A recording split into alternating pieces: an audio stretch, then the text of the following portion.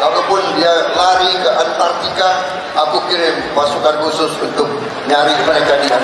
Tapi jangan salah hitung, Gerindra akan membela kebenaran, membela keadilan. Indonesia akan mengalami transisi kepemimpinan dari Presiden Joko Widodo ke tangan kepemimpinan Presiden Prabowo Subianto. Kali ini, memang ada beberapa program kerja Presiden Prabowo yang memang selaras dan berkelanjutan dengan kepemimpinan sebelumnya, yakni Presiden Joko Widodo. Salah satunya adalah pengesahan Undang-Undang Perampasan Aset. Bahkan, di awal video sudah disajikan bahwa Prabowo siap mengerahkan pasukan khusus bagi para koruptor yang memang melarikan diri sampai ke luar negeri. Tentunya, ini menjadi sinyal positif di awal kepemimpinan Presiden Prabowo Subianto untuk mengawal terus undang-undang pengesahan perampasan aset ini. Bahkan, dinilai target tercepat dari Presiden Prabowo adalah untuk mengesahkan RUU perampasan aset ini dalam waktu 100 hari kerja Prabowo dan Gibran Rakabuming Raka. Tentunya, kita patut apresiasi bagaimana pemerintah mewujudkan undang-undang ini. Dan memang korupsi di Indonesia sulit diatasi karena kita harus melakukan evaluasi-evaluasi dari beberapa aspek hukum yang mendasari tindak pidana korupsi tersebut. Di tengah persaingan, sesudah pertandingan, sesungguhnya kita bisa rukun kembali menjadi satu keluarga besar. Dan ini tidak sedikit peran kepemimpinan Bapak Joko Widodo. Tidak sedikit kepemimpinan beliau. Saudara-saudara, saya ini memang punya sifat, nggak tahu dari dulu, saya ingin bicara apa adanya. Saya bicara dari hati saya. Saya tidak suka untuk menjilat, saya tidak suka ngolor, istilah di tentara, Pak. Kita pernah bersaing, kita pernah berbeda. Bapak menang, tapi Bapak mengajak saya bergabung. Ini leadership. Ini kepemimpinan, ini kenegarawanan, dan ini tidak sering terjadi di mana-mana. Tidak sering terjadi. Dan saya keliling kemana-mana, Pak. Tokoh-tokoh luar negeri selalu bertanya, kok bisa? Kamu kan 2 kali dikalahkan.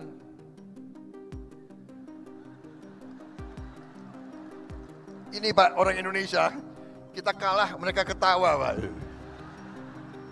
Anak buah lagi ketawa. Lo kira enak kalah?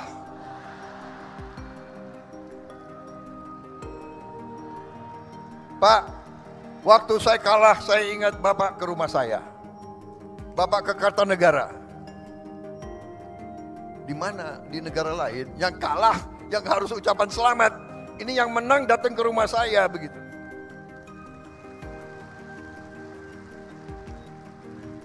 Makanya kalau ilmu kepemimpinan, belajar dari orang Solo.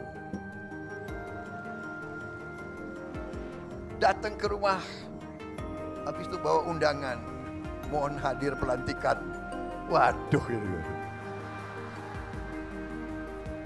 Gimana ini? Makanya kalau urusan tentara, pertahanan, tanya Prabowo. Urusan politik, aku datang ke orang Solo ini. Jadi tradisi harus dimulai. Dan maaf, para profesor, orang-orang pinter di mana-mana, ya, yang banyak bicara di podcast-podcast itu. Saya sangat hormat sama Anda memang pinter. Tapi tradisi kita harus berani kita pertahankan budaya bangsa Indonesia sendiri. Budaya bangsa Indonesia, rakyat kita turun-temurun inginnya pemimpinnya rukun. Benar. Kalian suka nggak kalau pemimpin-pemimpin rukun kayak begini? Suka? Di kampung senang nggak rakyat teman-temanmu kalau pemimpin rukun seperti ini? Nggak apa-apa. Berbeda nggak apa-apa, ya kan? Ngeri-ngeri sedap. Jadi leadership itu, dan saya begitu beliau ajak saya gabung. Setelah saya gabung, dari hari pertama sidang kabinet, ini bukan ngolor lagi. Sekarang beliau ini 2 bulan lagi kurang, beliau akan turun. Untuk apa saya? Iya kan? Saya hanya mau mengatakan rakyat Indonesia yang benar-benar Pak Jokowi adalah pemimpin yang hebat, pemimpin yang baik, yang berpikir untuk rakyat.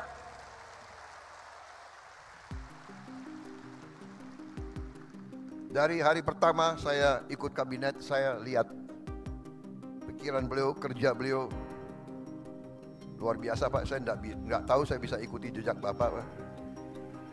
7 kali rapat sehari, bagaimana itu Pak? Apalagi kita ini kalau diajak, ini menteri-menteri jujur ya, pada begini kan kalau diajak beliau,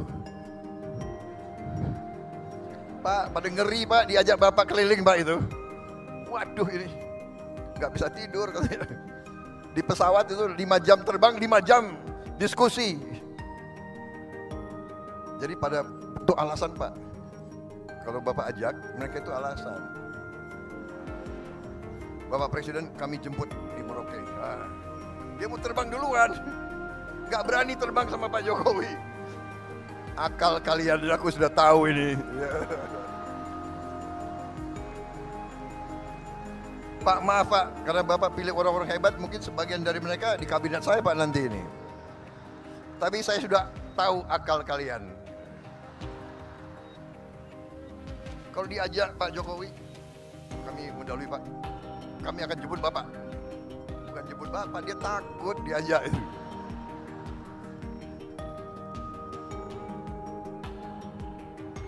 Habis itu makannya sedikit. Jadi Pak Jokowi itu makannya sedikit gitu.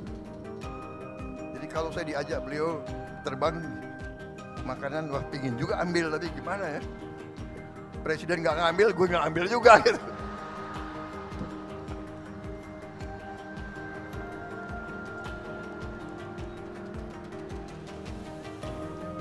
Soalnya ini mantan tentara Pak.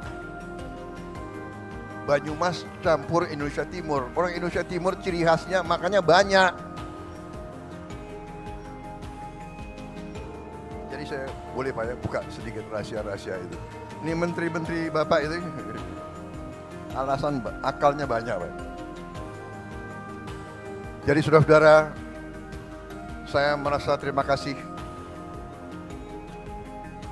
Walaupun kita pernah berbeda, tapi saya yakin di dalam hati beliau merah putih, beliau Pancasila, beliau cinta Indonesia, beliau berjuang.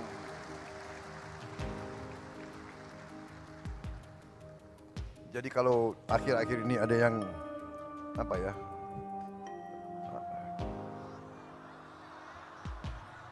Omon-omon nggak enak lagi, kita udah nggak boleh. Sekarang nggak boleh, tidak boleh nyindir-nyindir lagi. Jangan ada yang nyebut-nyebut angka 11 ya, jangan. Nggak boleh. Saudara-saudara, tradisi kita lain, demokrasi kita menurut saya, dan ini saya akan ajak tokoh-tokoh semua, demokrasi kita harus berani bahwa kita bersaing boleh, tapi pada saat kepentingan nasional kita tidak boleh ikut pola-pola orang lain. Mereka itu kalau oposisinya sampai nggak tahu lah, sampai mengarah ke bermusuhan. Kita tidak boleh, kita tidak mau, dan kita insya Allah tidak akan.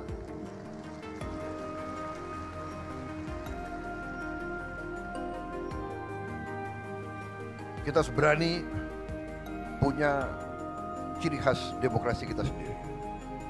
Dan itu saya tangkap Karena saya banyak kawan-kawan Pak, dari beberapa negara. Dari Thailand, teman-teman saya dari Thailand, mereka menceritakan bahwa pemimpin mereka, raja bahkan, sama kerisauannya, bahwa dunia ini sedang dalam keadaan tegang. Ada ketegangan, bahwa kalau tidak di-manage dengan hati-hati, bisa terjadi perang dunia ketiga.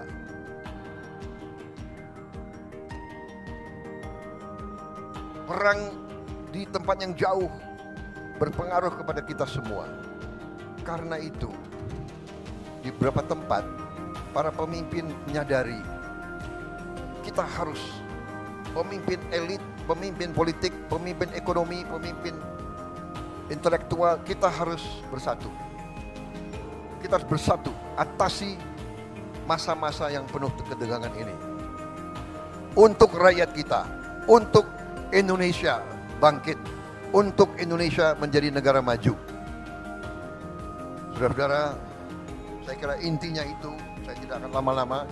Satu hal yang saya belajar dari Pak Jokowi, pidato beliau pasti pendek. Pasti pendek. Dan kalau beliau mimpin rapat kabinetnya pun pendek. Saya hitung Pak, semua rapat kabinet Bapak yang Bapak pimpin, paling itu 1 jam 15 menit rata-rata. Tidak terlalu banyak omon-omonnya itu. Tegas, singkat. Jadi ini sesuatu yang saya harus belajar. Karena tradisi di Gerindra itu kalau pidatonya lama, Pak. Nggak ada. Panitia sudah tahu, jadi dia nggak siapkan kopi di sini, Pak. Jadi saya kira pidato saya persingkat. Intinya terima kasih kehadiran Bapak, tapi lebih utama kami seluruh selagorda, seluruh barisan Gerindra menghormati, menghargai pengabdian Bapak, dan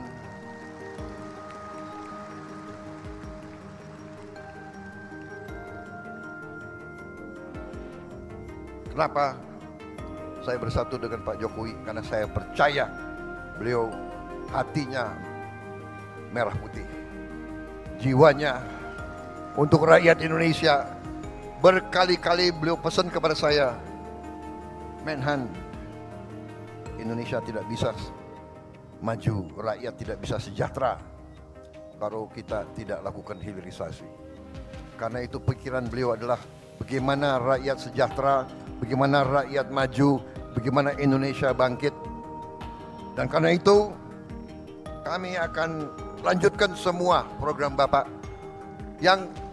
Yang kurang akan kita perbaiki. Dan kita tidak pernah mau bicara bahwa ada pemimpin yang paripurna, tidak ada. Semua pemimpin banyak kekurangannya. Apalagi saya, ya kan?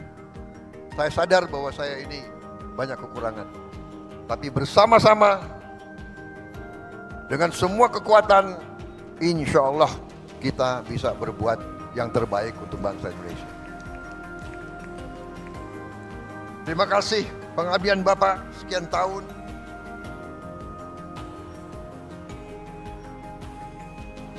Jangan ragu-ragu Pak. Kalau Pak Jokowi dicubit, yang rasakan seluruh partai Gerakan Indonesia Raya. Kita adalah petarung, kita adalah pendekar, kita ingin baik, tapi jangan salah hitung. Gerindra akan membela kebenaran, membela keadilan, membela kejujuran. Terima kasih Pak Jokowi, kami di belakang Bapak.